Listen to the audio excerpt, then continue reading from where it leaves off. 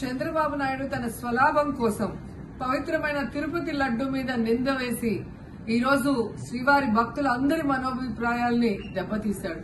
So మళ్లీ ఆ భక్తుల మనోభిప్రాయాల్ని పునరుద్దరించాలని, దానికి సుప్రీంకోర్టు కలుగజేసుకుని ఇది విచారించి నిజానిజాలు తెలపాలని మొదటి నుంచి మేము కోరుకుంటూనే ఉన్నాం. ఈ రోజు సుప్రీంకోర్టు ఈ కేసుని స్వీకరించడం జరిగింది. ఈ కేసులో సుప్రీంకోర్టు కనుక కరెక్ట్ గా విచారిస్తే చంద్రబాబు నాయుడు అన్కో చేసిన అబద్దాలు ఖచ్చితంగా బయటకు వస్తాయి.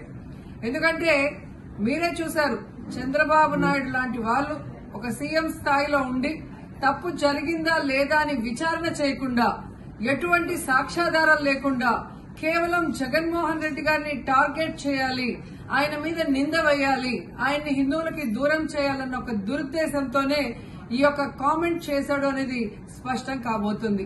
ఎందుకంటే ఈ రోజు సుప్రీంకోర్టు ఈ కేసు తీసుకునేంత వరకు, ఆ డేట్ అనౌన్స్ చేసేంత వరకు సిట్ వేయనే లేదు.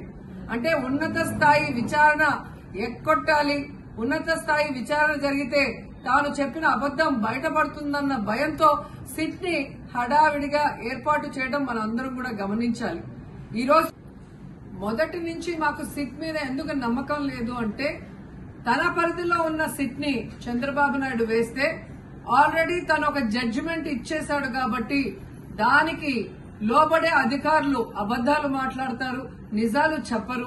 ఎందుకంటే ఈ రోజు సిట్ లో వేసిన అధికారి అడిషనల్ డీజీ, ఆయన కన్నా పెద్ద ర్యాంక్ లో ఉన్న టీటీడీ ఈఓ, ఐఏఎస్ ఆఫీసరు మొదట మాట్లాడిన స్టేట్మెంట్ కి చంద్రబాబు నాయుడు గారు అబద్దం చెప్పిన స్టేట్మెంట్ తర్వాత మాట్లాడిన దానికి తేడా చూస్తేనే ఈ సిట్ అనేది సిట్ అండ్ స్టాండ్ కి తప్ప దేనికి పనికిరాదనేది అర్థమైంది.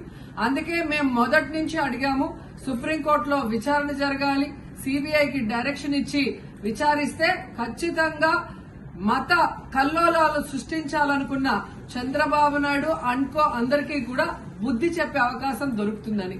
సో ఈ రోజు విచారణ స్టార్ట్ అయింది. దీన్ని సిబిఐకి అప్పచెప్పి సిట్టింగ్ జడ్జి పర్యవేక్షణలో విచారణ జరిగితే ఖచ్చితంగా హిందువుల మనోభిప్రాయాల్ని గౌరవించిన వాళ్ళమవుతాం, పునరుద్దరించిన వాళ్ళమవుతాం.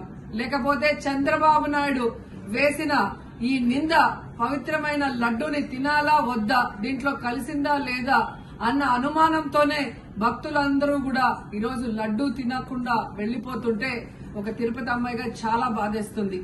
ఈ రోజే అలగర్ కోయిల్ మదురై దగ్గర దక్షిణ తిరుమల చాలా పవిత్రమైన టెంపుల్.